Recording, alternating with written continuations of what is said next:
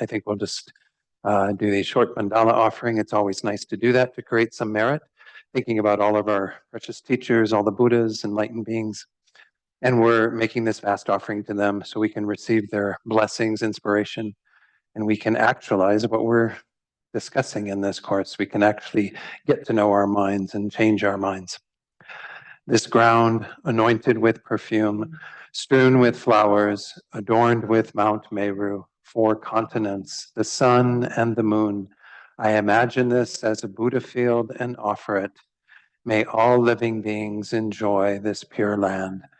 Idam Guru Ratna Mandalakam Niryatayami. And refuge in bodhicitta, once in English, twice in the Tibetan. I go for refuge until I am enlightened to the Buddha, the Dharma, and the Supreme Assembly. By the merits I create through listening to the Dharma, may I become a Buddha in order to benefit all sentient beings. Sangye chodang soki choknam la, jangchu bardu dakni kyabsuchi, daki chanyen gipe sonam gi, dola penchir sangye duparsho. Sangye chodang soki choknam la, jangchu bardu dakni kyabsuchi, daki chanyan gipe sanam gi, dola penchir sangye duparsho. Let's do a short meditation. So again, just spend the first few minutes as usual doing a meditation on the breath to focus the mind.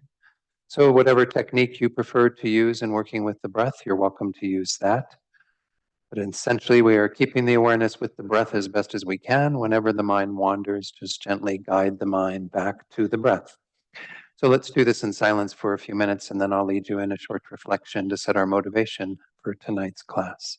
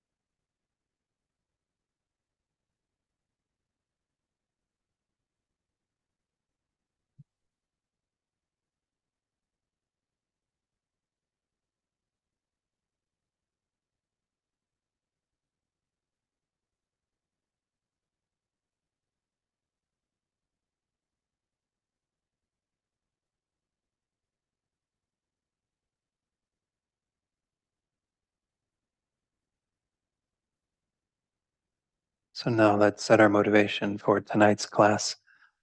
We can do this by recalling some of what we went through last Wednesday when we introduced this topic of Buddhist psychology. And recall that in Buddhism, this isn't just to work with our minds to have a bit more happiness, more peace, more calm in this life.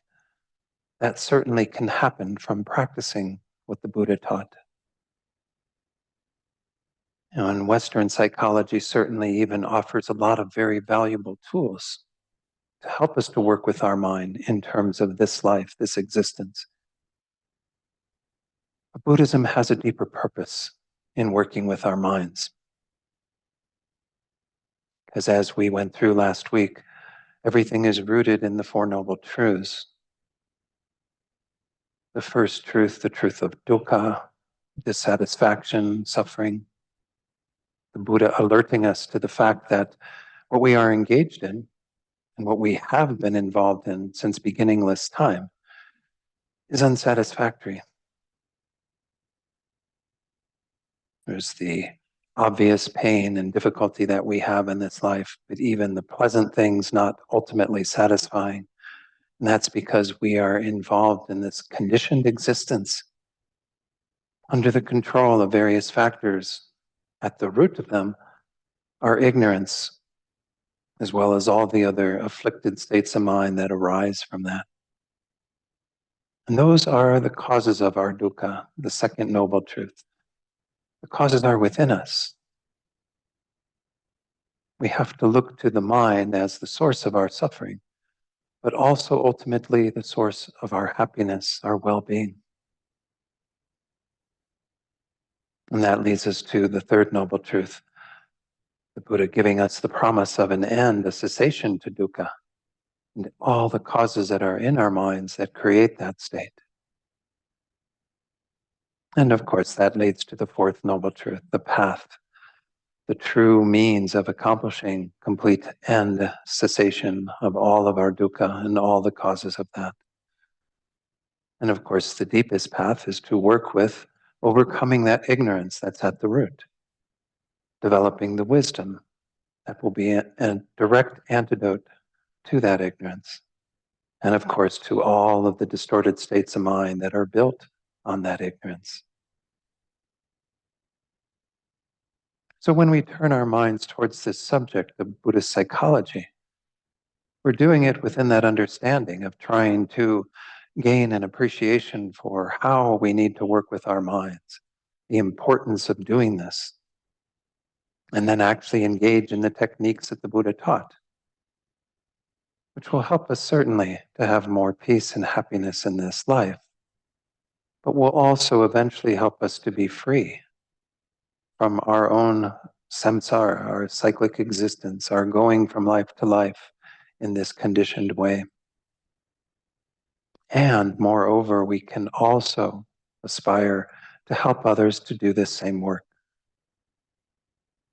So we bring that then to the motivation of bodhicitta, the wish to work on ourselves to the greatest degree, to develop our deepest potential, so that we then can benefit others and lead them on this true path to their true cessation, to end their true dukkha and all of the causes of that. So try to bring that mind to our work here tonight together, getting to know our minds so we then can be a benefit to all sentient beings. And when you're ready, you can open your eyes fully and we'll start tonight's class. Great. So again, thank you all for joining in for the second class. Let me briefly review what we talked about. I don't want to review the Four Noble Truths. That's where we kind of started last week, was giving the context for why Buddhist psychology is so important. We did go into a little bit of the Buddhist worldview. I don't want to review that as much, but essentially the fact that consciousness is one of the main components, an impermanent phenomenon, a changing phenomenon. And this is really the bucket in which we're going to be talking about everything in this course, is what we call consciousness or mind. We're going to be parsing that up and looking at that in more detail. I mentioned also that in this traditional course that is taught as part of the FPMT basic program, there's both Buddhist epistemology and Buddhist psychology. Epistemology meaning how the mind functions or works. And so we will be touching on that a little bit. And last week I talked more particularly about how we have different ways that sense consciousnesses versus our conceptual mind work. And I'll talk about that again in a moment. But the idea is that there's a lot more that could be said about that, but that's not the main focus of this course. I don't really feel like it's that important for the work that we're going to do to know all the intricacies of the various states of mind and what have you. I'm going to touch on that a little bit at the beginning of tonight. But essentially, we're going to move directly into the other topic, which is Buddhist psychology, which is really understanding what we come to know as main minds and mental factors. And so this is the topic we'll be moving into shortly. So let me go ahead and go back to our text. Again, the text that we have, and there is a reading list out there with a few additional texts that I'm providing you with, particularly one by Lama Yeshe that's quite nice that we'll use a little later. But this one by Venerable Thupten Gyatso, Adrian Feldman, Dr. Adrian Feldman, who's been a monk for probably 50 years now. I mean, he's been around in the FPMT a very long time. And I like his little approach to things. This is on, let me see, let me put it to the, oh, I guess I can, it's 65 probably. It says 66, but I think it's 65 in terms of, yeah, the pagination and the actual text is a little different than the PDF file. So once more, conceptual consciousness, and I'm not going to go over sense consciousnesses, but we see that sense consciousnesses, again, know things quite directly. Whatever is appearing to our eye, ear, nose, tongue, body, these are appearing in a manner where there is no sort of medium between the consciousness and the object that is known. Whereas, as it says here, in terms of conceptual consciousnesses, thinking or conceptualizing is awareness of things that arises in dependence upon a mental image of the object. Unlike our sensory perceptions, which know their objects directly without an intervening mental image, conceptions are mental consciousnesses that apprehend their objects indirectly through the appearance of an idea of the object. So based on that, I gave you a little bit of a mindfulness exercise to work with over the last week to try to see how, again, I've used the term raw data. We're kind of like bringing in all this raw data through what is appearing to our senses. This is a good part of what we are involved in every day and probably most of our day in terms of all of this stuff appearing and then our conceptual mind getting involved really quite quickly, kind of like organize that data to make that data into something that we can then know and have an appreciation for, and of course engage in, sometimes in healthy ways, sometimes in unhealthy ways. This is a lot of what we're going to be looking at in this course as well, is how do we get involved in various mental states that are either going to help us on our path or they're going to be a hindrance on our path. So the conceptual mind is the real workshop. In Buddhism, the senses are they're kind of like a dumb consciousness. I hate to put them down, but they are simply bringing in again that raw data. They don't have an ability to be infused with any other real content. The conceptual mind brings all of the content and the context for what we are knowing and how we are knowing it and how we're relating to it. And of course, this is what Buddhist psychology is all about, seeing how we are framing things, our ideas of things, and then how we are behaving on the basis of those ideas.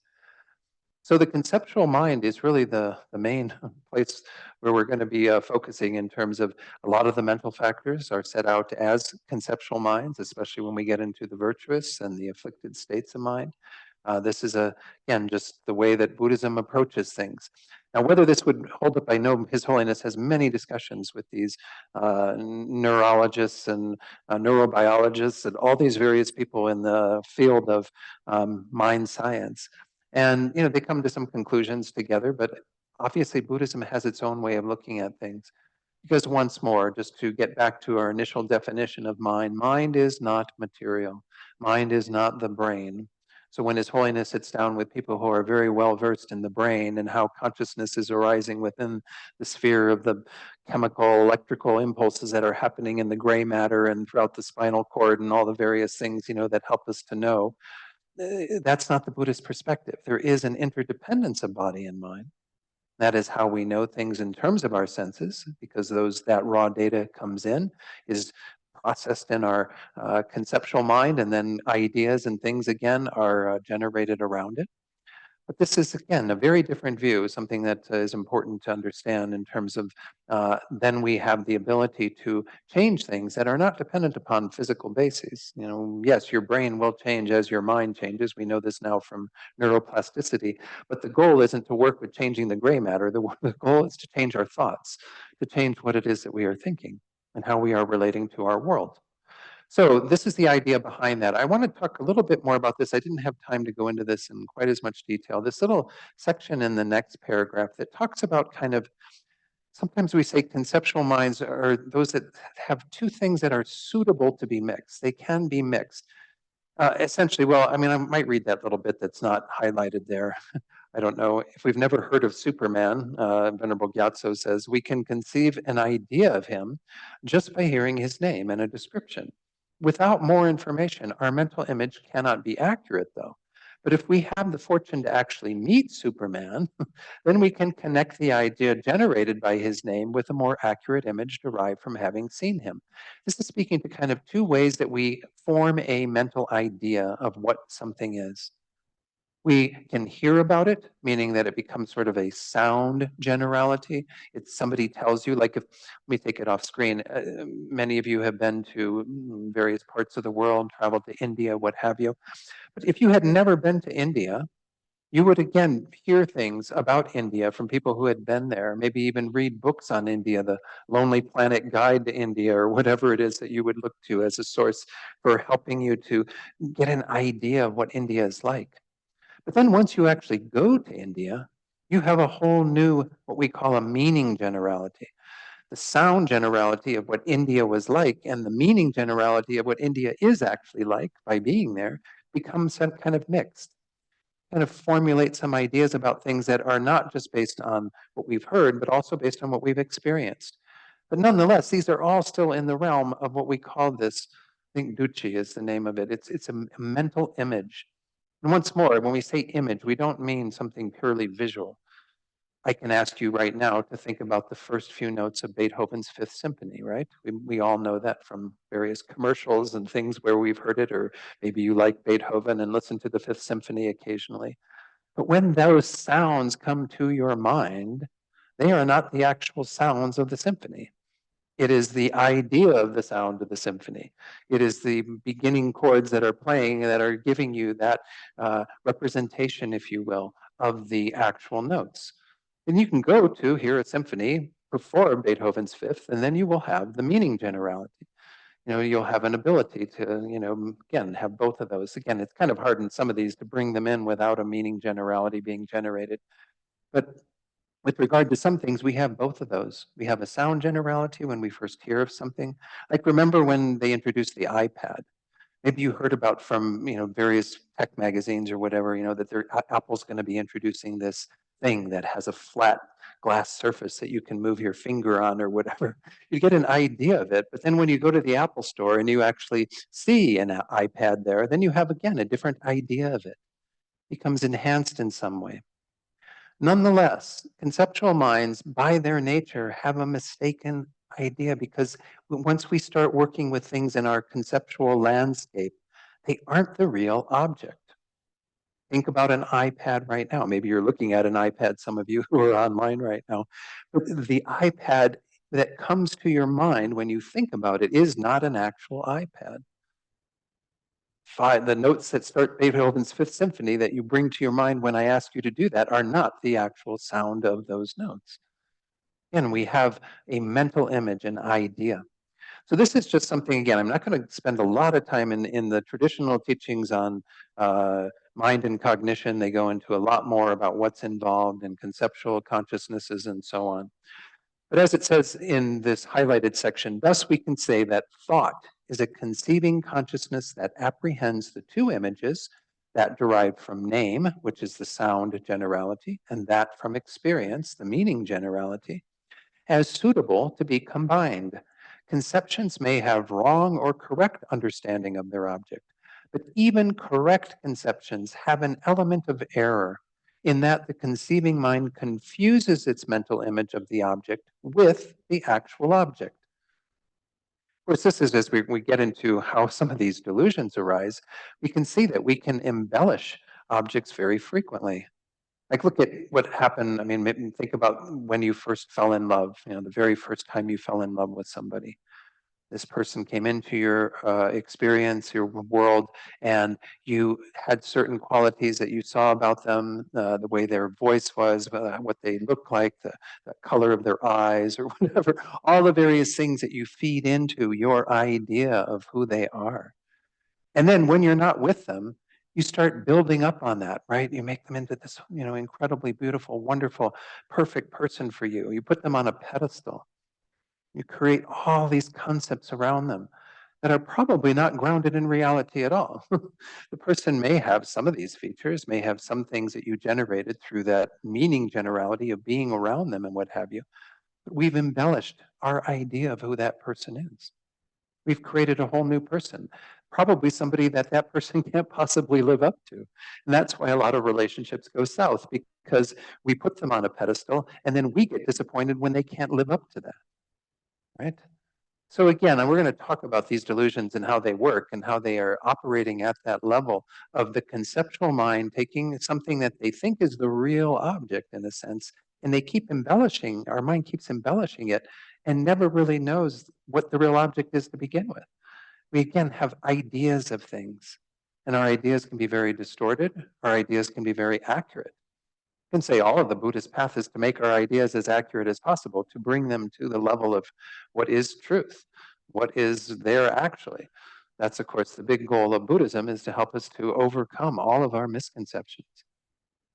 But every single conception is going to have some element of error, as Venerable Gyatso was pointing out, because of this fact.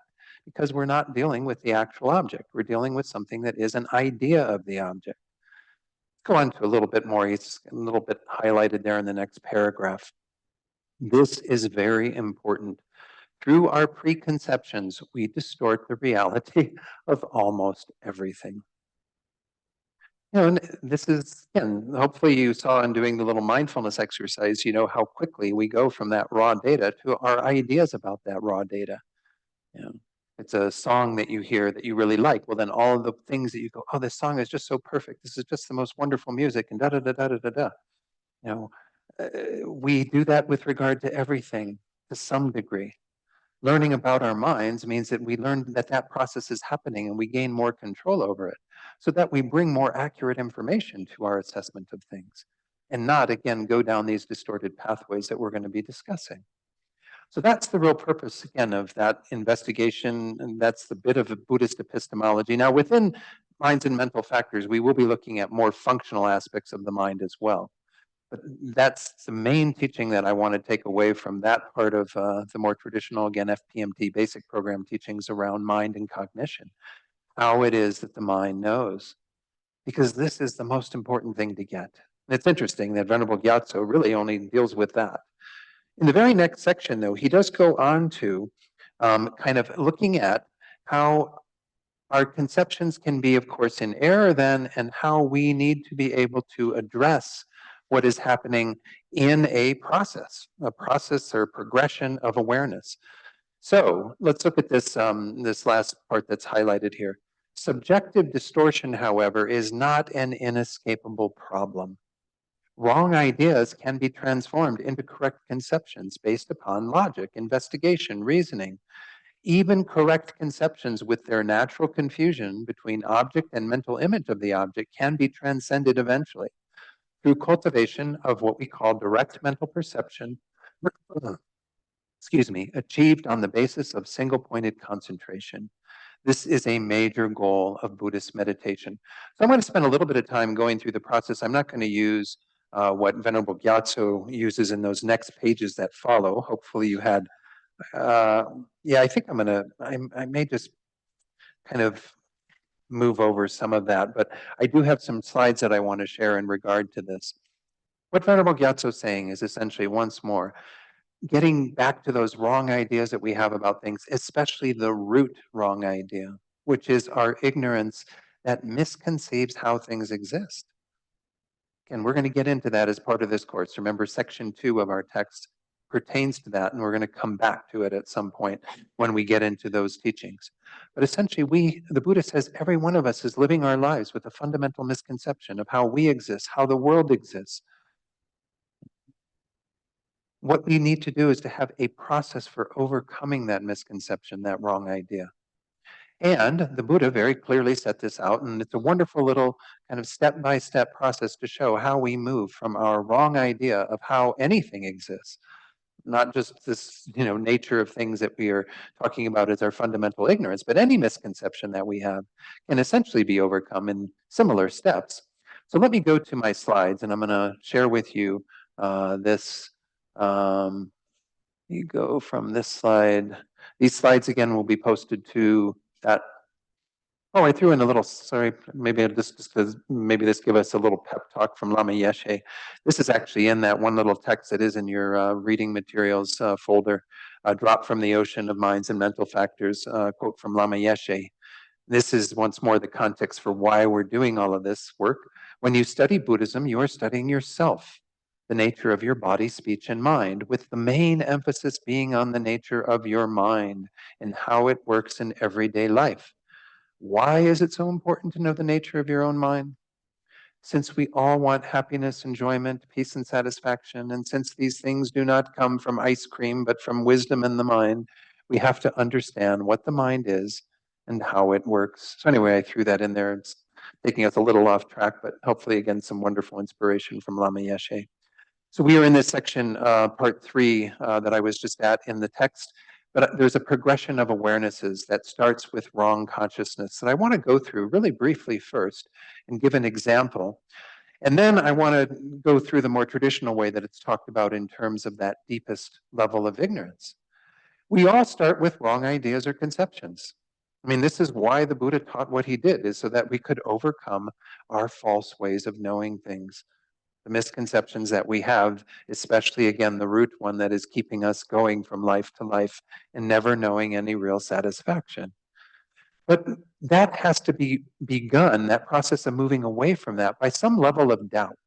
And we're going to come across this word doubt in a couple of ways during our teachings over the course of these sessions.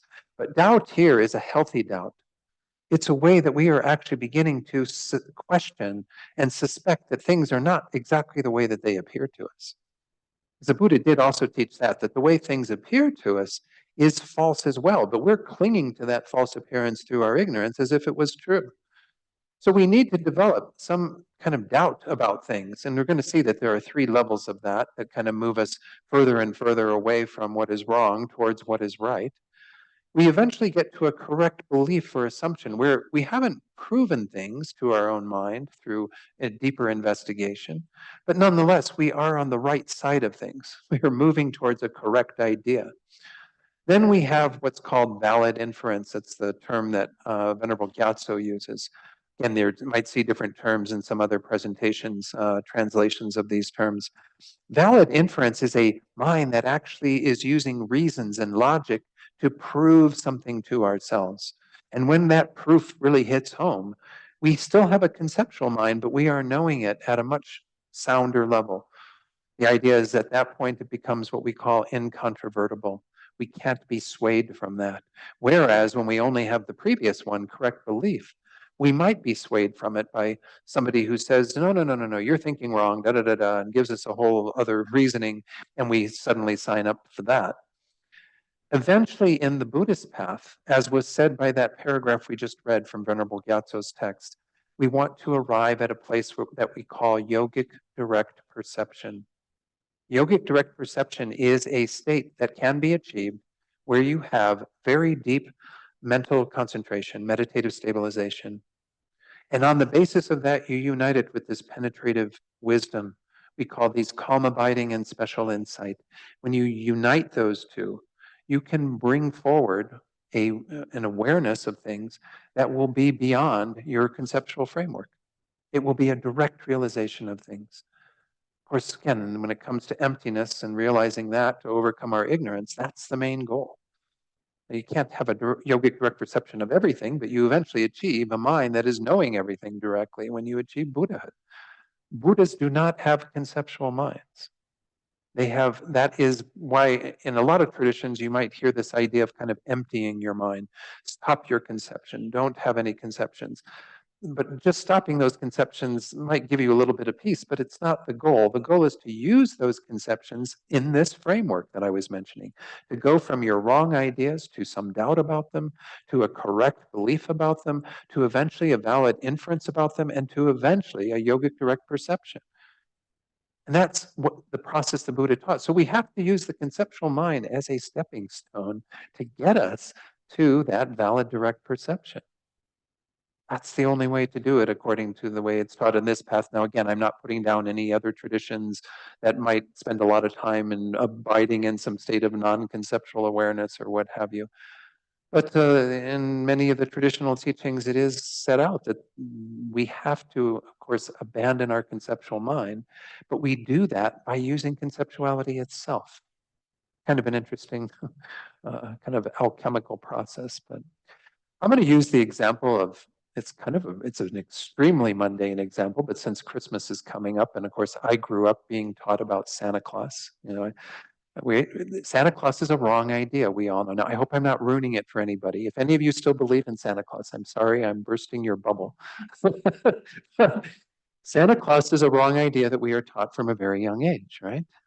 That there's this guy who wears, white and red and with the white beard and comes down our chimney and I mean, the whole story about him, right? With the reindeer and all this other.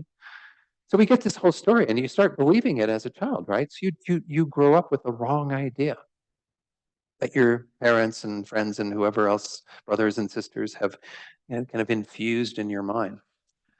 You begin to have doubts at some point in your life, right? Where you start looking at it and maybe, you catch a glimpse of something and you go, well, wow, that's what I put on that list of Santa Claus in that letter I sent him. Maybe that's actually, my parents buying the gifts or something. You begin to generate some doubt. And as I said, you have doubt in 3 levels. I'll talk about that shortly. But essentially, this doubt begins to move you away from that wrong awareness, begins to poke some holes in it so that you initially might start saying, oh, but Santa Claus still exists, but no, I still have some doubts. And then maybe it becomes equal. And then eventually you start leaning towards what's factual. You say, oh, I'm beginning to think Santa Claus doesn't exist, but still have some feeling that he does. Eventually you get to the 3rd level, correct assumption, where you go, I've thought about it and I really have some, and maybe some of my friends I've talked to, whatever. I'm getting to this point where I don't think Santa Claus exists. Then you start maybe even thinking about it more and you go into that level, that 4th level was called valid inference. You start thinking about it in a more rational way and you go, okay, there's supposedly this guy who, gets in this weird sleigh with these weird flying reindeer and he like flies across the whole world and leaves gifts in everybody's house. And, you start recognizing that it's irrational, that what we've been taught is actually not something that could possibly exist in the course of whatever evening hours, throughout the evening hours change as you go across the world, but there could be this being who actually does this and who actually delivers all these presents under your tree, every single child's tree or what have you, right? So you do get to that level of valid inference, perhaps, where you go, it doesn't make sense. And you just don't believe in Santa Claus anymore. That conception is essentially gone, but it's only been replaced by the conception that Santa Claus doesn't exist. That's your valid inference. You do have to maybe go to the 5th level, which isn't a yogic direct perceiver. I'm not saying that as a child you need to develop calm abiding and all these meditative skills, and then you can realize that Santa Claus doesn't exist. Here we're talking about maybe a baser form of a direct perception. Maybe one night, one Christmas Eve, you decide you're going to stay up a little bit later and you're in your room and you quietly come out your door and you look down and you see that, sure enough, your parents are putting all the wrapped presents underneath the tree. You get a direct perception that there's no Santa Claus coming down the chimney, that they're eating the cookies and the milk that you left for Santa, whatever it is that, is part of your tradition around Christmas. All of those things, you come to know them directly because you've seen that there is no Santa Claus, that your parents are the ones who gave you all those gifts. And a mundane example, but it shows how this is how we overcome wrong ideas, right? Now, again, you might jump over some of these to some degree with some things, With something like the wisdom realizing emptiness that has to overcome our fundamental ignorance, we need to go through a process. We need to be led along a path of wisdom that will help us to generate that. And I'm not going to spend a lot of time on this, but I think it's a really important teaching to get, that we have the ability through these stages of correcting our minds, which once more is all the Buddha wants for us. And the Buddha doesn't want it for us because he's going to get some kind of kick out of it, out of us doing this. He wants us to be free from our misconceptions. So here is how they're presented in terms of this wisdom realizing emptiness. First, a person strongly holds themselves and all persons to be what we call, again, inherently existent, meaning kind of existing on their own, self-existent, existing by way of their own characteristics and so on, which is contrary to how persons actually exist. And we're using this idea of persons, though once more, this conception can be around anything, all phenomena. But the root one, the main one, is we think we exist, I exist in this concrete way. That's the misconception that the Buddha says we have had since beginningless time, and we need to overcome it. So, oops, I'm sorry, how did I get that in there twice? Oh, I'll take that slide out. Okay, doubt.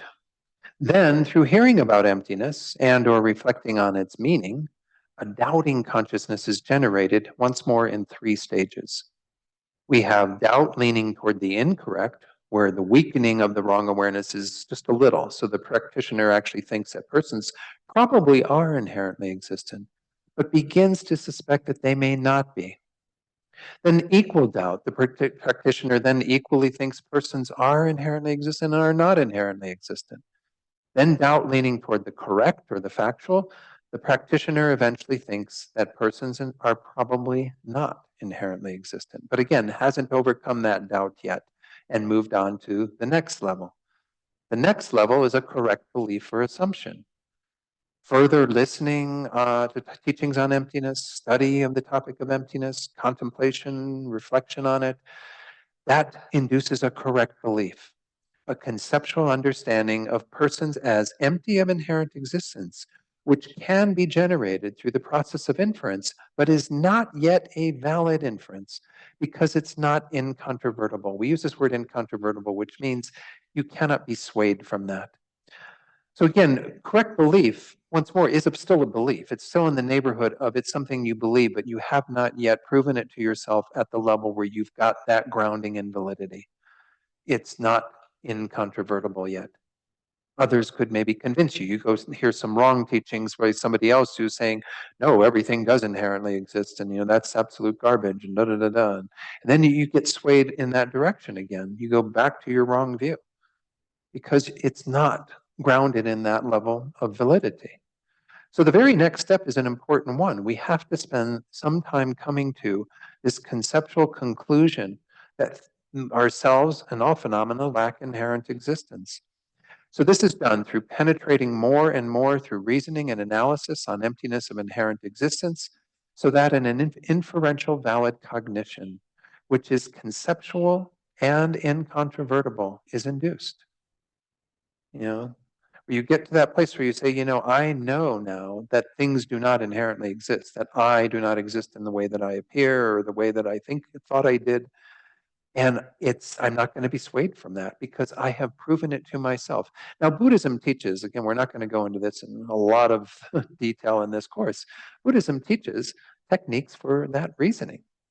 Many of you have taken classes with me or other teachers, Geshe Sherab, or what have you, where they've gone into these investigations, these analyses that prove that the I doesn't exist inherently, that prove that any phenomenon doesn't exist inherently. Those are the techniques by which we gain first some level of correct belief and eventually through a very sound reasoning process, this valid inference, valid inferential cognition. Very important stepping stone on our path because it's what immediately precedes the yogic direct perception. You have to have that good grounding and idea in that to be able to then translate that into that direct perception. Let's look at the final step in this and how it's described. Again, I'm going to let you read Venerable Gyatso's, if you haven't, his whole section on this. Here, the practitioner continues to remain in this conceptual cognition on emptiness of the person as long as possible, and having developed special insight based on the meditative stabilization of calm abiding, remember I talked about those a short while ago, progresses toward the yogic direct perception of emptiness, the attainment of which begins the process by which ignorance and all the stains of ignorance are eventually removed. Now they say, I don't have this experience, so don't get me wrong when I talk about it, that I've got this. So this is our goal, is to achieve this yogic direct perception of emptiness. It is an experience, they say once more, where you don't have that mental image of emptiness, this idea of emptiness, which can be very correct. Once more, remember what Venerable Gyatso was pointing out. He says, even though conceptuality knows through this mental image that is somewhat mistaken, it doesn't mean that it can't get at its object. We can have correct conceptualizations. Again, the goal of everything that I'm teaching over this course is to help you to have correct conceptualizations in your daily life around the things that you are meeting and experiencing and what have you, at a kind of coarser level, a more conventional level, but also, of course, at the ultimate level, the deeper level. So once more, that's the goal. When you get to that mental image of emptiness falls away. You no longer have that emptiness, and the mind knowing emptiness, they say, become like water poured into water. If I were to take a glass of water and pour it into a bowl of water, it'd be indistinguishable, right? You couldn't say, oh, there's the glass of water you poured in, and there's the bowl of water you poured it into. They become like one. This is what that experience is said to be like. It is a life-changing experience from what they say. You will not be the same when you come out of that meditative experience, because you will know then that everything that appears to you in this fictitious way does not exist that way at all. And you will have such conviction in it that you live your life from that place of belief, absolute conviction in that. So once more, this is the goal. And this is how it's set out in the more formal way in terms of the deepest truth that we need to realize. We can also realize the truth of impermanence this way. I talked about impermanence, impermanent phenomena, impermanent phenomena. A lot of things that are impermanent, we grasp at as if they were permanent and unchanging. We can come to know that through a similar process, overcoming our ignorance that grasps that permanence, that doesn't see things for what they really are in terms of their impermanent nature. And of course, one of the things that Venerable Gyatso points out also has to do with karma. Karma, the ignorance of karma is also an ignorance that is one of the main ones that is set out in the traditional teachings. Most beings live their lives with an ignorance of the law of cause and effect and how it is operative in all of their experiences. It is one of the main topics that we talk about in this, and it's going to be one of the main topics coming up tonight when we talk about the mental factor of intention, that is the means by which karma is created. Karma too, of course, getting to a direct realization of karma, I don't know if that's really taught in quite the same way. But we have to recognize that we are coming into this life generally without a conviction in that reality, that karma is operative. And we need to investigate and come to understand karma and at least get to a place where we can have some inferential realization of it and say, this is how things operate. Then we've got a tool that we can utilize to affect change in our lives. But there are many things, again, that the Buddha would say we are ignorant of. We're even ignorant of the noble truths. The first noble truth, the truth of dukkha. Most people don't see what we call pleasant experiences as unsatisfactory. And the Buddhists clearly set out in that first noble truth that they are. So once more, all of what the Buddha taught is to help us to overcome these misconceptions through a process of working with the conceptual mind as far as we can. And then some of these phenomena we can realize in a more direct manner, especially impermanence and emptiness. I mean, by impermanence, I mean the subtle impermanence, the fact that everything is changing around us moment by moment. Those things can be known in a direct yogic way. So I wanted to go through that because once more, I think it's very valuable, and I prostrate to Venerable Gyatso at what he's composed in his text and the structure that he put out there, because this is usually taught as part of Buddhist epistemology as well. And in fact, in Buddhist epistemology, you go into these various consciousnesses and you pick them apart and what are they about and and even get into some additional ones that are there, such as a mind to which things are appearing but are not ascertained, and so on. That's not the goal of what I'm trying to teach here in these weeks. I really want to stick to Buddhist psychology. But I think knowing this gives us some grounding in what we are trying to do.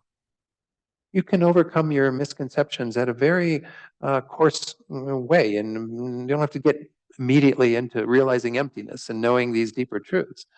Just begin to work with the false understandings that are happening when you are having an object of attachment in your life or when you're having an object of anger or aversion. That's what we're going to be going through in this course. I don't want to keep advertising it in a sense, but this is one of the important or more fundamental teachings that we need to be aware of. All right. Now we are going to move on to part 4. Again, there's a little bit more to part 3, and I think I've touched on enough of it. I don't need to go through all of the various passages in the text that I had highlighted that I thought were important. If you read that section, part 3, which is all on, again, how the mind knows, if you see anything that you want to ask questions about, you can bring those questions to the class, and we'll go through them. Let's move on again to the first section of this next part. This is the rest of the text. This is where I'm going to be spending all the remaining classes to some degree, again, bringing in materials from other texts about Buddhist psychology. But this section is called The Disturbing Emotions and How They Arise, but it's much bigger than that because it's looking at all the various factors in the mind, what are known as the 51 mental factors, and coming to understand their role in our experience. He begins, though, by introducing this idea of main minds and mental factors. So let me go to his text and the very beginning of it, that section. And I have to scroll forward here or put in, let me see, I think if I put in 79 there, it's page 78. Yeah, no, that's not the right one. Too far, 72. Let's start there. Okay. The disturbing emotions and how there is. This is page 71 as they're enumerated in the text. This is that first section. Every moment of mental experience has 2 aspects. One is the general awareness of the object experienced by what we call the main mind, which is one of the 6 types of consciousness, essentially meaning the 5 sensory consciousnesses that we touched on last week and the beginning of tonight, and then what's called the mental consciousness. Number 2, awareness of the specific features of the object associated with subjective mental factors such as happiness, unhappiness, love, anger, enthusiasm, laziness, and so on. There are many of them that are going to be playing a role in terms of kind of being the mental factors that are relating to it. And there's even some that are more functional. That's where we're going to be starting tonight, is looking at those that are playing, they're like the first 5 are often called the engine of the mind. What is inducing a particular mental moment, if you will. So this is where we are moving into, is this topic of main minds and mental factors. And I think what I want to do at this point is go to our slides, because I've got a few things that I want to share from some other resources. Some of, again, I think most of these are in your on your reading list. There's one book I'm going to be quoting from, this one, Dalai Lama and Thupten Chodron, Foundation of Buddhist Practice, which is part of their Library of Wisdom and Compassion series. But anyway, you could certainly welcome to go to that, but it's not all about mind. There's many other teachings in that. Learning about mind and mental factors enables us to better understand our mind. We will be able to identify in our own experience the mental factors that arise due to pleasant, unpleasant, and neutral feelings, and that in turn create the causes of happiness and suffering by motivating the actions, karma, we do. Again, as I said just a short while ago, karma is a big topic in this whole investigation of the mind, because that is how karma is created, through mental moments. Such introspective awareness of our own mental processes is essential in order to tame and transform our mind. We have to begin to see what's going on in our minds and the processes that are happening that are creating specific types of karma, and of course are also creating healthier states for our general awareness to help us to overcome our ignorance and so on, or those that just keep perpetuating our problems. Next slide, if I can get it to click. Why isn't it clicking? Where is my thing? Okay. Come on. That's weird. Let me stop it and pull it up again. I can't get it to click. Where is it? PowerPoint slideshow. Oops, why did it do that? How did it get way there? Let me stop the share. Sorry about this. I'm going to have to get out of the PowerPoint slide and then pull it up. Weird. This thing's behaving very strange.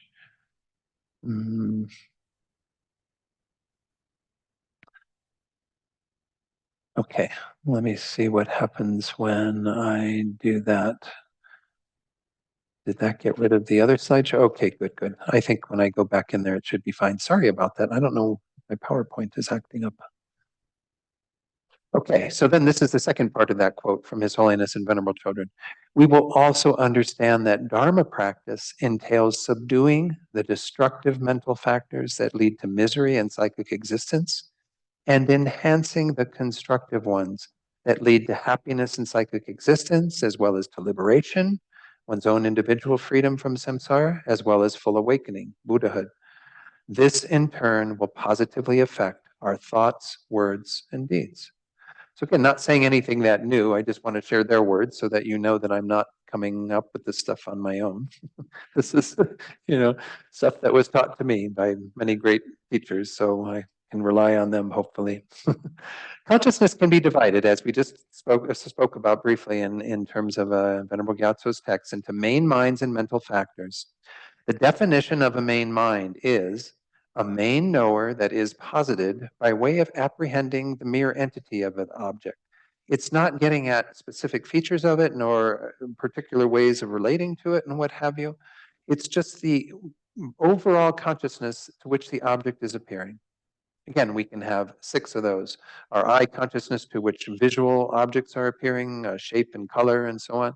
We have our ear consciousness to which sounds appear and all of that. And then, of course, our mental consciousness, which is knowing things conceptually, but does have moments of knowing things directly as well, like we saw in the yogic direct perceiver just a short while ago. Definition of a mental factor: a knower that apprehends any of the features of its object and accompanies whatever main mind is concomitant with it. We got to know this word concomitant a lot in our studies in Italy. It means kind of arising at the same time, kind of coming together with it. So what is happening then is we have a main mind that is being generated, such as, again, our eye consciousness that is, for example, let's say seeing the color yellow. We have a lot of yellow here in the Gompa on the walls, right? So we have this eye consciousness that is seeing the color yellow. The eye consciousness is like the mere awareness to which that yellow is appearing. But then all of the specific mental factors that are relating to it, such as some of them we're going to go into tonight. One of them was mentioned already, feeling. By feeling, we don't mean the whole range of what Western psychology calls your feelings. How are you feeling about that? We are talking about a registration of 3 specific feeling tones, if you will: happiness, neutrality, or unhappiness. So when you look at that yellow, there's a feeling that arises with it. Maybe it's the yellow that doesn't really do much for you, so it's a neutral kind of feeling. Or maybe it's a yellow that is really delightful. You just painted your wall yellow, and you really like that yellow, and now it looks so wonderful in your room. Or maybe it's a yellow that you painted and now you're looking at it and going, whoa, it's too yellow, I can't stand it. You have an unpleasant feeling, right? But just at the level of the raw eye sense consciousness that is having that appearance of yellow, you have some things that are operative. Those are specific mental factors. And of course, then when we get into the conceptuality about that color that is generated on the basis of the eye consciousness, again, bringing in that raw data, then we have a whole wealth of stuff that can be arising, right? Yeah. So again, this is what we're talking about in terms of mental factors give shape to the whole experience. But the mere experience of the object is happening at the level of the mere mind. So let's go on to a little bit more about these 2. There are many metaphors to describe the relationship between the main mind and the mental factors. In some ways, we can see the main mind, this is Geshe Tashi speaking, as the screen in a cinema. We've all sat in a movie theater, a cinema, and the screen's just blank in front of us, right? Just this white screen. maybe they're projecting all kinds of ads and stuff on it nowadays, so you don't really see the blank screen, but at some point, you'll see that it's just a blank screen upon which the film is going to be projected. The mental factors are the images that are projected upon it. I like this analogy. That's why I'm sharing it. I think it's an easy one for us to get our heads around. We are as if we are in a film. Everything that is appearing to us is appearing on the blank screen of our minds in, again, 6 different ways, our 5 sense consciousnesses and our mental consciousness. What is filling out that whole experience, what's giving life to the film, if you will, of our lives, is the mental factors. We never really see the screen because we're so caught up in the stories projected onto it, right? And this happens in the theater, right? You forget that you're just simply looking at a blank screen with a lot of light being, projected onto it. We get caught up in what the images are showing us and the story behind it and all of what's happening and where it's going and da-da-da-da. The mental factors color and determine our understanding of the main mind, which is much more neutral and unadorned. At some level, when we pull back into that space of pure awareness, there's not really a lot going on other than, once more, with the 5 sense consciousness is just the appearance of this raw data. Even with our mental consciousness, the appearance of mental images, ideas. But the mental factors are what are coloring that whole experience, giving rise to a whole bunch of different thoughts, especially when we start working with our mental consciousness on the basis of what it is that we are experiencing. So this is, again, to just get into this ballpark of understanding what we're going to be looking at for the rest of this course. The mental factors will be the main topic for the remainder of the course. So once more, main minds then are divided into 6. Your 5 sense consciousnesses, which are all non-conceptual. I mentioned this last week. That was the purpose behind that mindfulness exercise, was to see how you just simply have raw data coming in. Just sounds or smells or tastes, tactile sensations, visual objects. The mental consciousness, which has both conceptual mental consciousness, it uses this mental image. That's the main one we've been talking about, because for us beings who are mainly binded or bound by our conceptuality, this is the main one that we are working with. And we do have non-conceptual awarenesses that perceive objects directly in our mental consciousness. I might say here, it's just an interesting little tidbit, but it's not something you can notice. But they do say that there's even a level of mental direct perception that is happening in that kind of moment that's a bridge between bringing in the raw data, like say again, we're seeing yellow through our eye consciousness. That yellow is appearing to our eye consciousness and registering as an object being known by it. To get to the conceptual mind that's going to have thoughts about that yellow or what have you, that color, there's like a little bridge moment that they say is a mental direct perception of that color, and then it immediately, the conceptual mind kicks in. Kind of an interesting way that it's presented, and that's again in Buddhist epistemology. But that's something we're not aware of it. It happens just like that. We don't really have a mental direct perception awareness at that point. Yogic direct perception that I mentioned earlier is a mental consciousness that can know its objects directly, especially emptiness, subtle impermanence, and so on. So once more, we do have instances of direct mental consciousness that is non-conceptual, but most of what we have is conceptual mental consciousness, which again is using that mental image.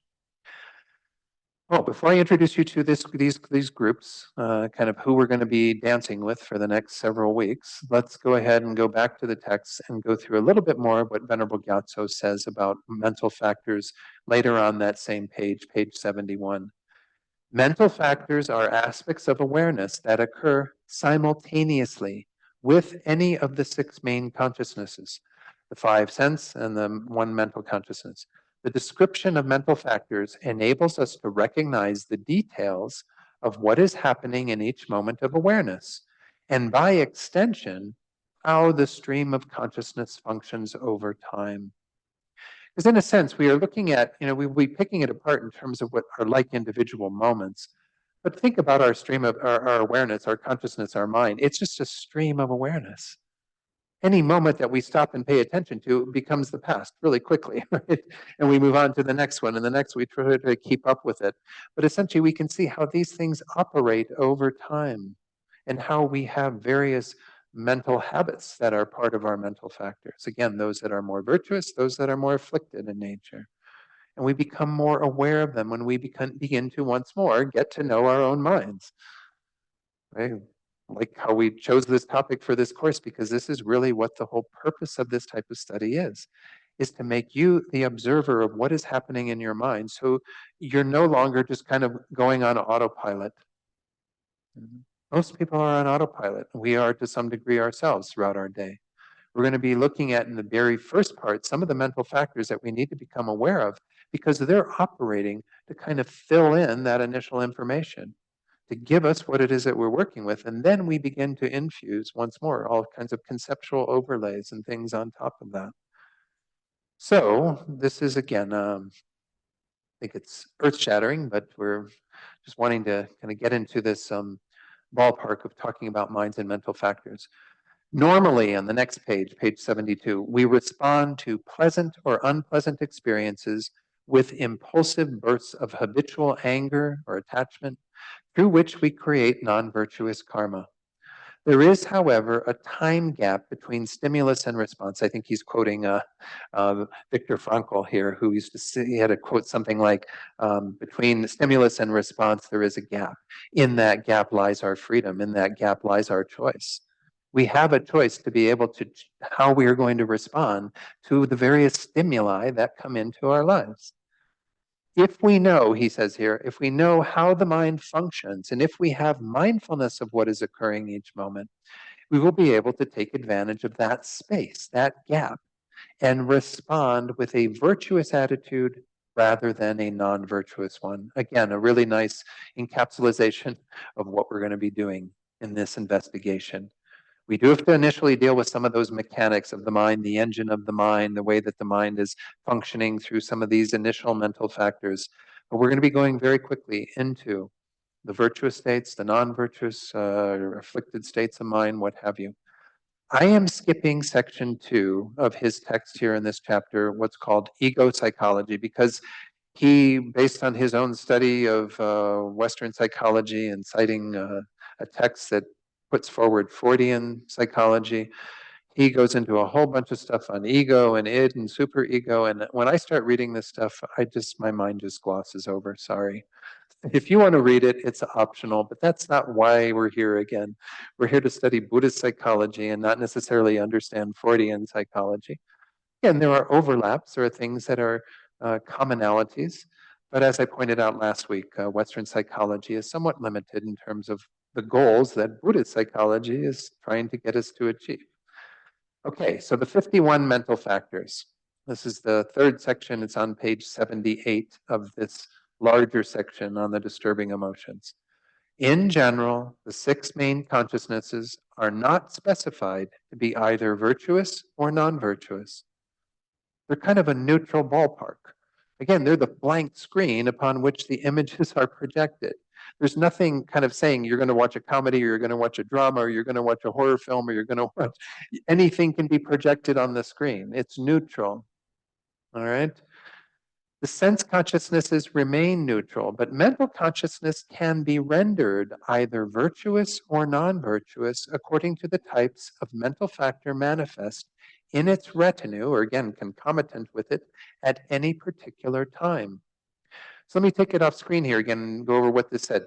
When the 5 sense consciousnesses are operative, once more, I pointed out, use that word dumb. They're dumb consciousnesses. They don't really have the ability to bring virtuous states into their, experience or remove the non-virtuous ones. They don't really have any non-virtue happening either. They are going to stay neutral. That's kind of another interesting little point in that exercise I was having you go through with. When you're at the point of the mere raw data appearing, there's really nothing that is going to move the dial one way or the other from virtuous to non-virtuous. You're just going to be simply experiencing that raw data in a very neutral way. Again, a feeling may be generated that can be related to the eye consciousness seeing that particular color or the nose consciousness having a particular odor appear to it. But The conceptual overlays are purely in the domain of the mental consciousness. That's where, once more, the workshop is, because that's where all that's operating, where we are infusing our experiences, our mental moments with what is virtuous or what is non-virtuous, what leads to happiness versus what leads to suffering. Okay, so he goes on to talk about that a little bit in these next few sentences. If a non-virtuous mental factor is manifesting, he says, the main mental consciousness becomes non-virtuous. If a virtuous mental factor is manifesting, the main mental consciousness becomes virtuous. A non-virtuous mental factor cannot manifest simultaneously with a virtuous mental factor. And so, by conscientiously maintaining our mind in virtue, and conscientiousness is one of these 11 virtuous mental factors. We're going to see that coming up in later class.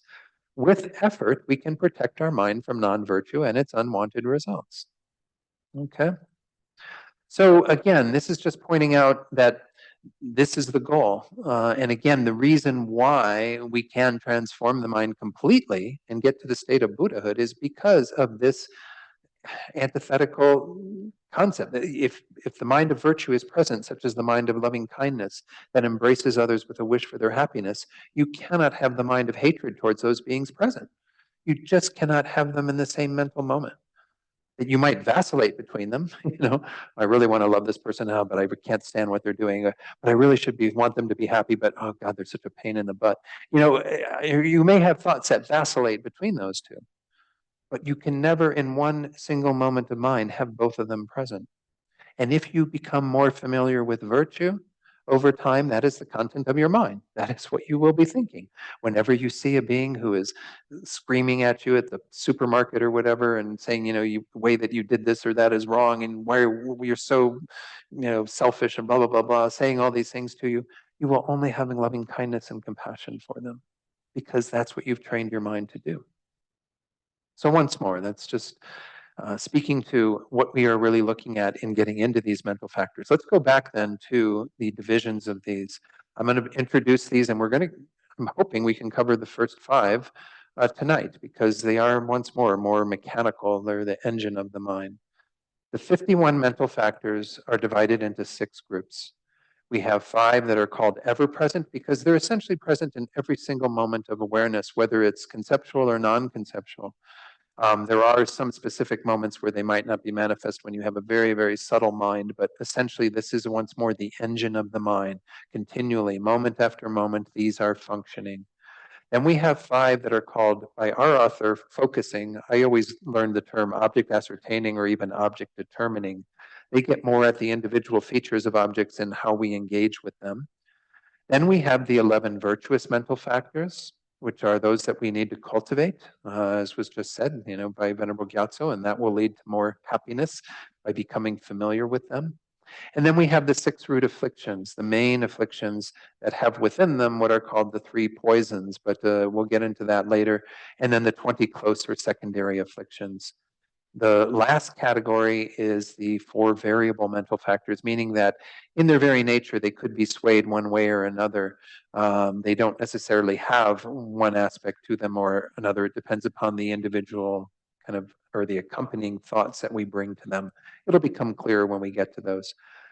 This is the order that they're presented traditionally and the order that they're presented in Venerable Gyatso's text. I'm thinking very strongly that I will actually cover the afflictions first, and then go back and go to the virtuous states of mind, because I think there's some utility in doing that. But anyway, we'll get that a little bit later. So we are now entering into the next section of the text that, again, I already started it with that little comment at the beginning, the 51 mental factors. We have once more what are called these 5 ever-present mental factors.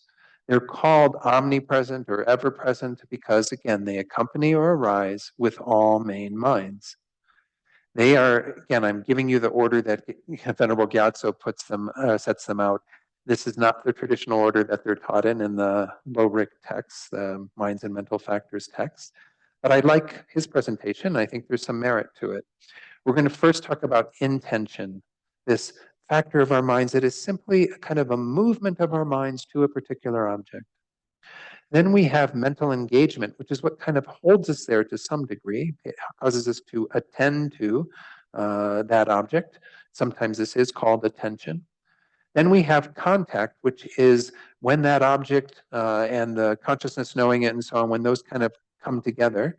And then on the basis of that contact, what we call feeling, which I already talked about a little bit earlier tonight. Feeling being a registration of a feeling tone of pleasantness, happiness, neutrality, or indifference, and then a unpleasantness or unhappiness. Then fifth, he calls recognition. The more common term for this is discrimination, in my estimation, a discernment. That's kind of differentiating this is this and that is that. So let's go through what Venerable Gyatso says in his text about each of these. I think it's worthwhile to use that since this is the main text that I want to be constantly referring to. Again, intention is sometimes called will, urge, or volition. It's a mental impulse that moves the mind stream toward a particular object. And it's kind of this impulse that is happening all the time, that the mind just gets engaged in this and that, sometimes in a bigger sphere of experience, sometimes in a more narrower sphere of experience. But that next paragraph speaks to the importance and why Venerable Gyatso presented this first. Intention is equivalent to karma, in that it is the main mental factor involved in actions that establish karmic potencies upon the mind stream. And he goes on to talk about when it's accompanied by virtuous mental factors, it of course becomes a virtuous karma. When it is accompanied by non-virtuous, it becomes non-virtuous karma.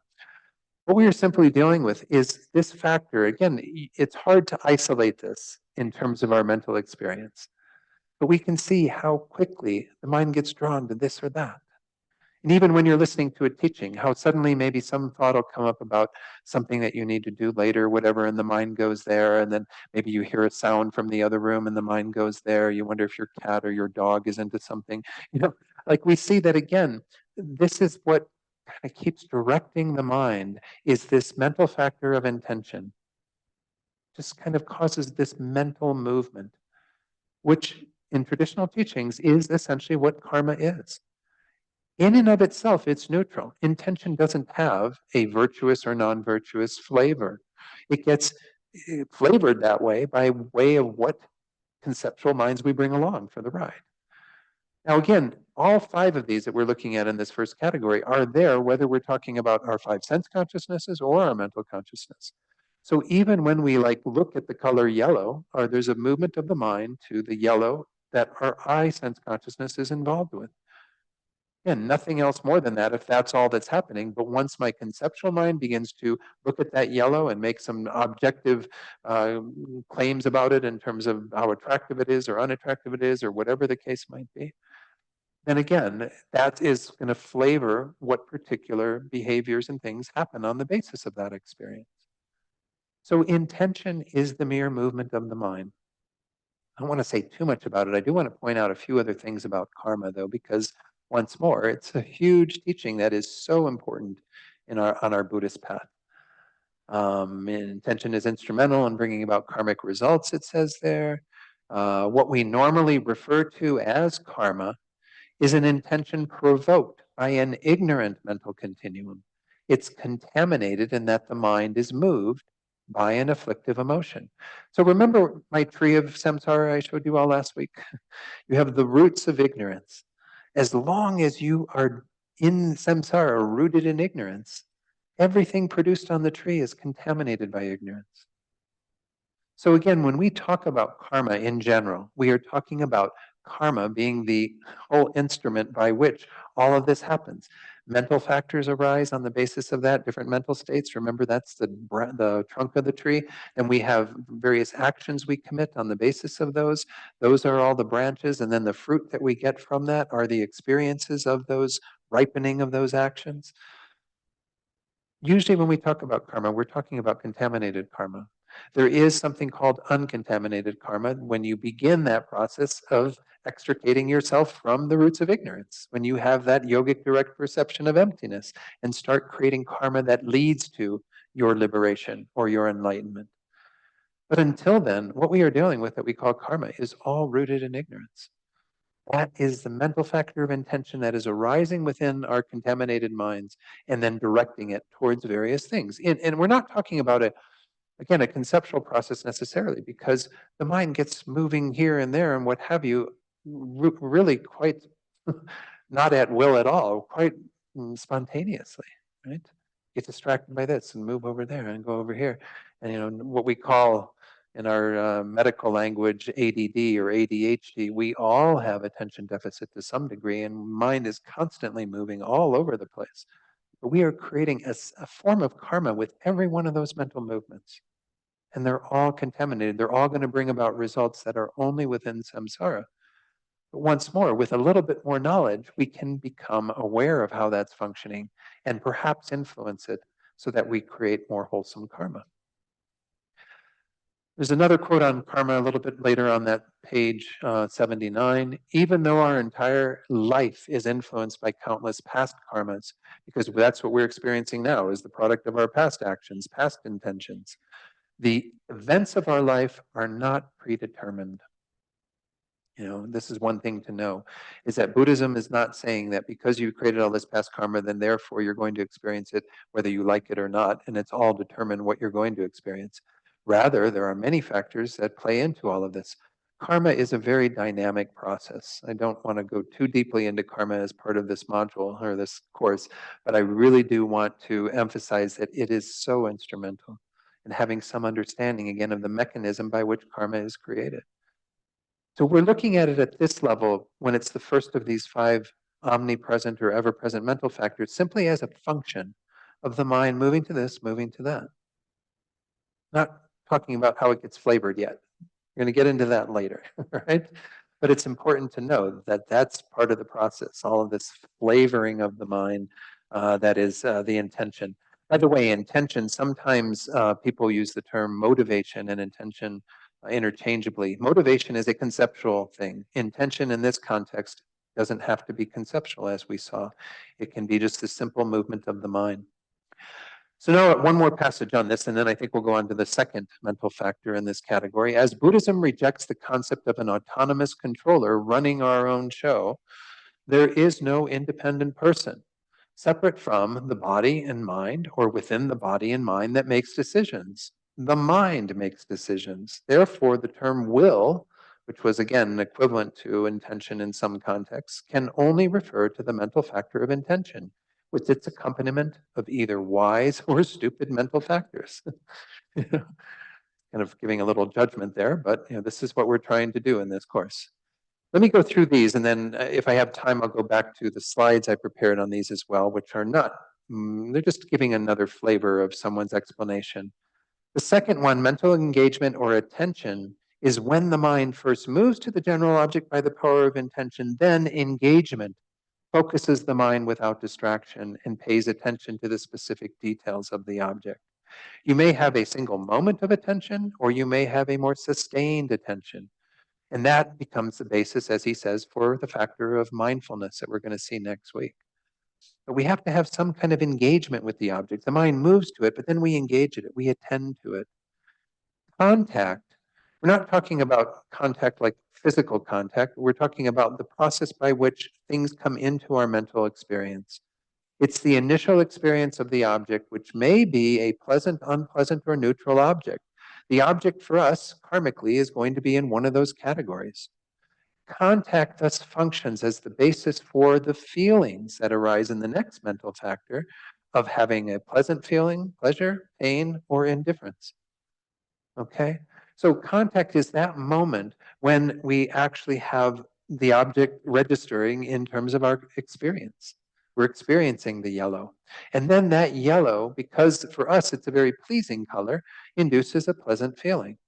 Feeling, as it says at the bottom of the screen there, in the Buddhist context, has a more specific meaning than its general connotation of emotional state, as in our ordinary use of the word. Here, feeling refers to the experience of pleasure, pain, or indifference arising when the mind contacts a pleasant, unpleasant, or neutral object. So the timeline, in a sense, is that you have a moment of contact, and then the very immediate next moment, that feeling is registered. And then on the basis of that feeling, of course, we have a lot of other things that occur, including the next mental factor, which is called recognition or discrimination. This is page 81 at the top. It distinguishes the particular features of an object and identifies it to be one thing as opposed to another, and it serves as a basis for memory. Recognition within a sensory cognition can distinguish people and other things as good or bad, or simply distinguish blue from red, and so on. But it does not ascribe a name or an identity to the object. It is recognition within a subsequent conceptual cognition that once more takes that raw data and gives names to things, gives ideas to things, but not necessarily so. I mean, you don't necessarily work with just names or language. He points out the example here of the mental factor of recognition in the mind of a child, an infant in particular, who has not yet learned language, can still discriminate between two objects, but it doesn't describe names. But again, ascribing names is a part of the process. Once more, like I said, in that exercise you were doing last week, the mindfulness exercise, you take in that raw data and you see how quickly the mind organizes it, right? Oh, this is this and this is that. And discrimination is the factor that allows you to do that. But the ascribing of names and even ideas to these things, like this is good and this is bad, the smell of this cooking I love, and the smell of something else happening I can't stand, right? All of that overlay is happening in the conceptual framework. But it's based on the fact that two things can be discriminated at the raw level of that data coming in and even throughout our conceptual process. Discrimination operates again at both levels, as do all five of these. They operate when we are having raw data come in through our senses, and then when we are ascribing things to them through our conceptual mental consciousness. So again, I'm not going to, what I would encourage you to do is to read through. I will make these slides available later tonight or tomorrow morning. I will make sure these are out there. You can read through different descriptions of these. This is coming from, again, that book by Dalai Lama and Thupten Chodron about each of these. And just kind of review that to get an idea, because it's just, again, another text to look at. So this is a summary of this. If we consider it, it is fairly easy to understand why there can be no mind or no mental moment without them, meaning the five ever-present mental factors. For mind, which is subjective, to be present, there must be an object, right? We never talk about a mind without an object of that mind. There must also be contact then between the mind and its object in some way. So again, that is sometimes the one that we start with in terms of looking at the process. Then if there's no discernment or recognition, discrimination, there's nothing about the object that the mind can apprehend. And if there's no feeling, which is again pleasant, neutral, or painful, there can be no actual experience of the object. In this case, how can there be a mind that knows the object? So these are the kind of the engine working at the level of the contact occurring, the discernment of it, and then a feeling that arises on the basis of that. But even this understanding reflects a very basic level of operation. So to move beyond that, we consider the mental factor of intention, that again moves the mind towards that object, and then the attention that holds it there. Finally, without attention, even if all the other factors are present, we could not focus on the object long enough for the mental event to be meaningful. That's why, again, we have sometimes where our attention is only there for that split moment that we are distracted by something and then it goes back, where, there's nothing that meaningful about it or purposeful about it. Your mindfulness exercise for the next week, and then we'll take some questions.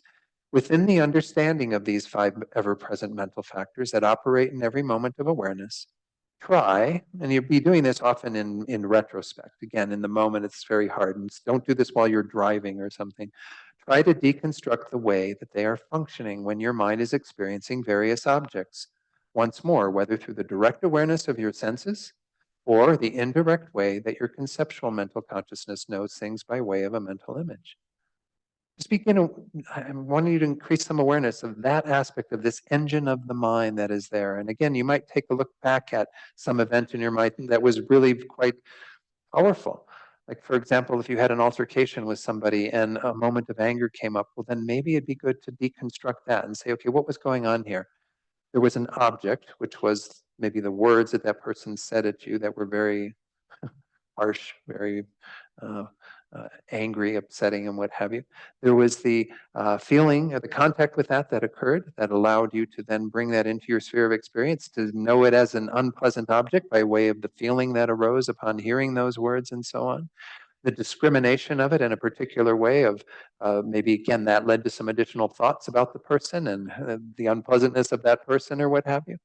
And then, of course, the intention that moved you there in the first place, which to some degree we can have some choice about. We can choose to say, okay, that person's saying all these things. I can direct the mind elsewhere.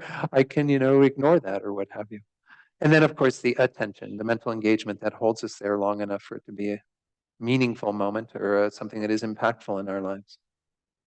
The other thing that I got in here that, again, I don't need to go over so much, but just in terms of reading, back to our main text, World and Ourselves. If you haven't read part 3, Ways of Knowing, I touched on that again with these bubbles of progression of awareness earlier tonight.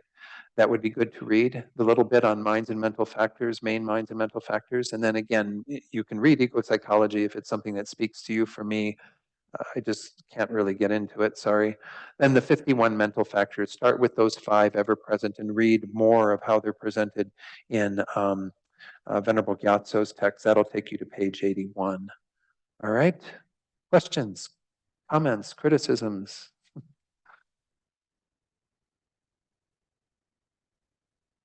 Jackie, please. It's a homework question. The blurb went rather quickly.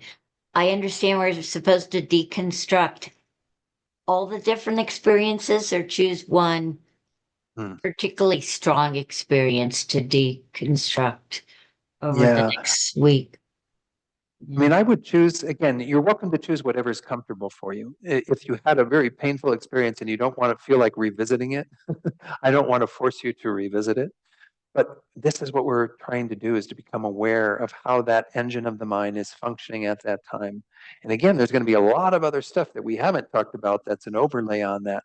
But just to become kind of cognizant of that basic process that is happening. So I would choose, I mean, it may be every day if you can do this with regard to 1 or 2 things. And sometimes it might be a very neutral experience. Sometimes it might be a very pleasant experience. Sometimes it could be a painful experience. But get a flavor for it by working with it over the next week. And if you forget to do it, one day, no problem. Then just, do it the next day or what have you. I'm really wanting it to be open to you and your schedule and what you feel you can handle in terms of a moment of mindfulness during your day, or you could look back on something that happened, and maybe it can be right after when you can look at it in a fresher context, but certainly even looking back on it over some time can still be helpful. So I really leave it in your court, what you're comfortable working with. If it's something that's a really painful experience from some time prior in your life, then if you haven't really processed and worked with that, I'm not saying go get your hands dirty and get into that. I'm letting that, you let you be your guide in terms of what you want to work with or feel comfortable working with. Is that clear, Jackie? Okay, Yeah, great. thank you. Susan, you've got your hand up, please. Yes, thank you. I just have a comment, and that is, I will read that section 72, 77 on ego from the perspective, I think, of, is it Freud or Western? Anyway, because sometimes it helps me to understand Buddhist psychology by having a Western frame of mind first, so my mind can even locate, or somehow it transfers better. Sometimes, not always, but it just sounded, with a subject as important as ego, it is really attracting me to read it. So anyway, just wanted No, to. I appreciate you giving a little pitch for it. And again, Venerable Gyatso put it in there for a reason, because I think he appreciated your perspective, Susan, that it is good to have some grounding in Western psychology.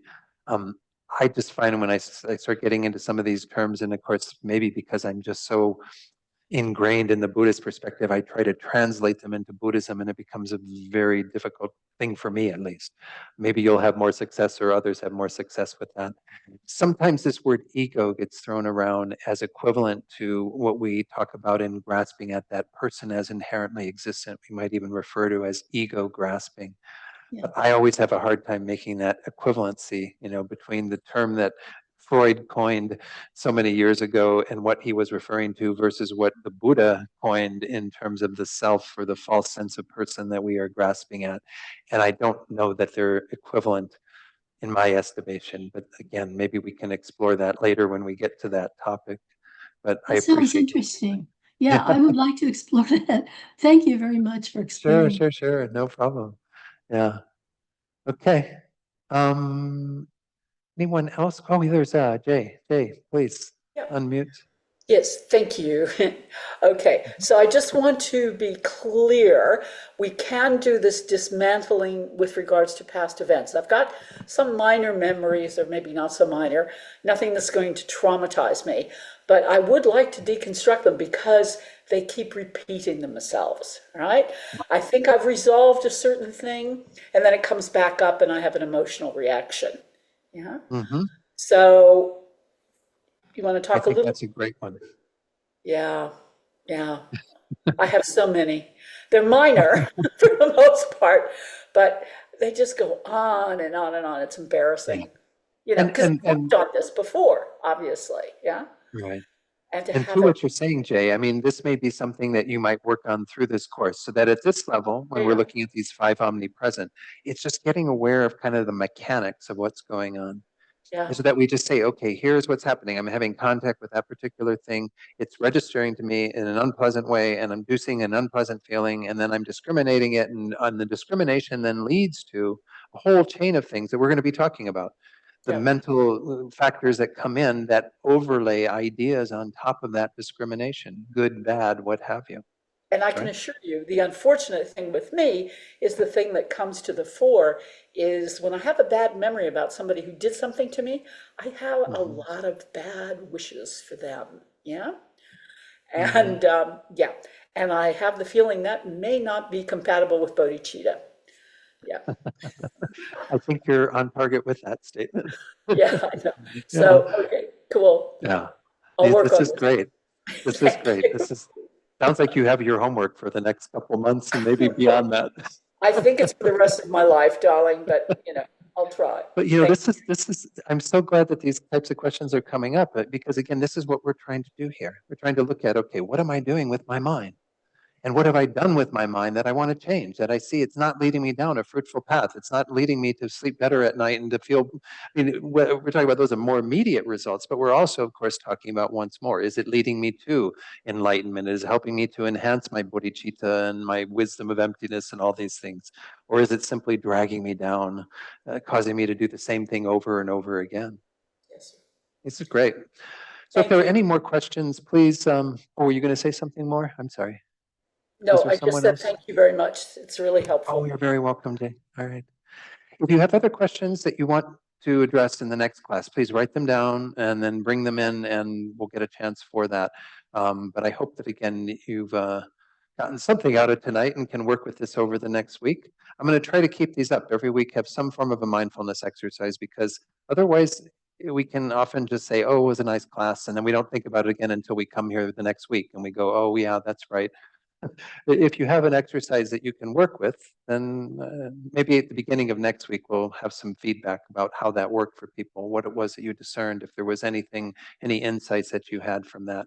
Because that is another part of the feedback loop. Then I'm sorry I didn't do that tonight with what we had for mindfulness last week. But let's see. Oh, and this is a little handout, by the way. I forgot to mention this.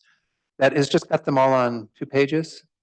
So it's out in your handouts folder that I set up, and this will become more relevant, particularly when we get into all of these secondary or close afflictions and what have you. So anyway, know that that is out there and that you're welcome to print that out or download it, whatever, for your own use. Whoops. Whoops, it stopped because somehow, oh, I don't know what happened there. Somehow the prayers disappeared on me. I must have moved my cursor over and it closed that screen. So let's just do some thoughts of dedication to conclude tonight. We dedicate so that all of what we have done here together creates the causes for each of us to become enlightened as quickly as possible, and for us to then lead all sentient beings to that same state.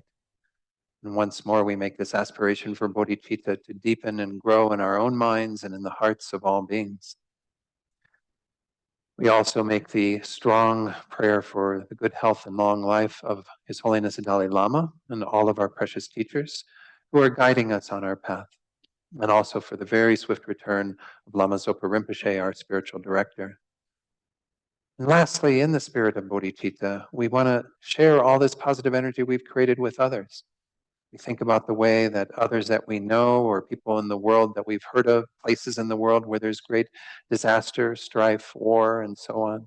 And we send this positive energy out to those beings, thinking that it immediately removes their suffering and brings them all the causes that lead them to true, perfect happiness. And may all beings be free from suffering and attain complete happiness through what we've done here together tonight.